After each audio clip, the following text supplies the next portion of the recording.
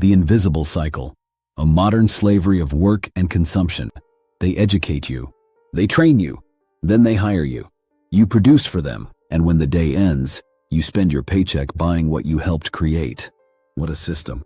What an irony. This isn't a conspiracy. It's a design. A cycle where education, labor, and consumption are tied into one self-repeating loop. Let's break it down. The system begins in school. Modern public education didn't emerge to liberate minds. It was born in the Industrial Revolution to create obedient workers. Bells, uniforms, rows, all designed not to spark imagination, but to train punctuality, routine, and submission. As Seth Godin once said, "We designed school to churn out adults who would work well within the system." The classroom was a rehearsal for the factory. Then came the assembly line. Henry Ford changed everything. Instead of skilled artisans building a car, thousands of unskilled hands assembled parts. Ford's genius wasn't just automation, it was monetization. He paid workers enough to buy the very cars they built. Brilliant? Maybe. Ironic? Deeply. The same hands that manufactured the product would now fund its consumption. The cycle begins: work, earn, spend, repeat. Fast forward to today. We work at warehouses instead of steel mills. At Amazon, pickers walk miles a day, under time pressure, constant surveillance, and injury risk. And yet, many of them use their wages to buy from the same platform they labor under. One study showed 41% of Amazon warehouse workers reported injury. 69% took unpaid leave due to exhaustion. The labor feeds the system. The reward is another invoice. We are born into this. Educated just enough to be productive, paid just enough to consume, and conditioned not to question the loop. But what happens when wages fall short of needs? Enter credit. Debt fills the gap between what you earn and what you're trained to desire.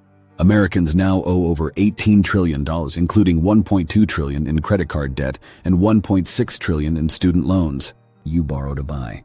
You work to repay, and then borrow again. Round and round it goes. Even the goods we buy are designed to betray us. Planned obsolescence means your phone, your laptop, your gadgets.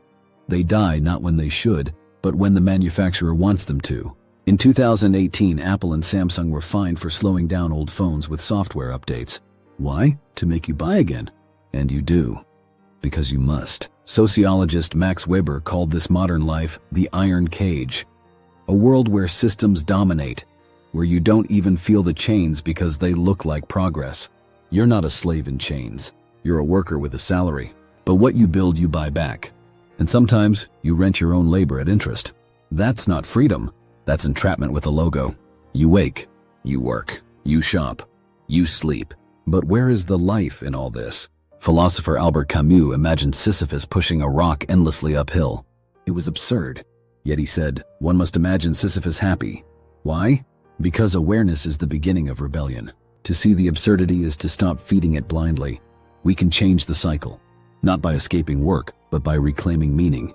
Not by rejecting education, but by teaching truth, not obedience.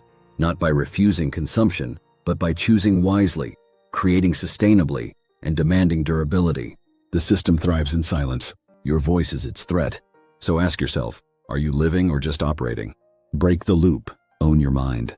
And remember, if they train you to build it and pay you to buy it, maybe, just maybe, it was never meant for you to own.